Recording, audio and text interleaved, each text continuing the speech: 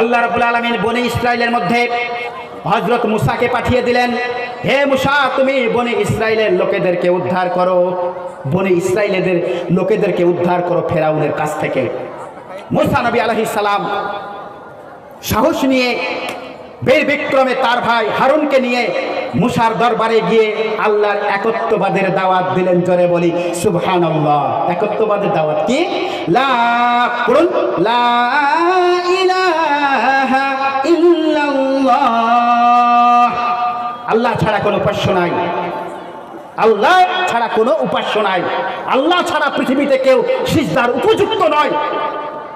এই দাওয়াতটা দিলেন। ফেরাউন রেগে, প্রচন্ড রেগে গিয়ে বললেন, বেটা তুমি এসেছো আমাকে দাওয়াত দিতে? আল্লাহ রাব্বুল আলামিন ফেরাউনকে সঠিক পথে আনার জন্য আযাব দিয়ে দিলেন, ব্যাং দিয়ে দিলেন। এত পরিমাণে ব্যাং হলো, এত পরিমাণে যে গোটা রাজত্ব ব্যাঙে ভরে গেল, পানিগুলো লাল হয়ে গেল, কিন্তু সে শুনল না।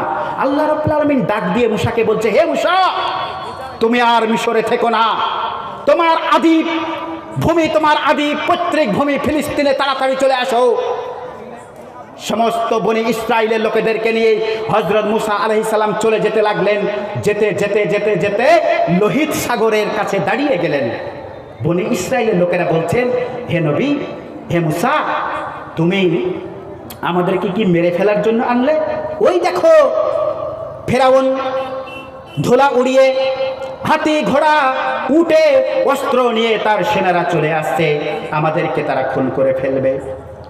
মুসা আলাইহিস সালাম আল্লাহর কাছে দোয়া করলেন, বললেন, হে রব, হে প্রভু, আপনি আমাদেরকে বাঁচান, আপনি তো আমাদের মালিক। আল্লাহ রাব্বুল আলামিন বলছে, হে মুসা, তুমি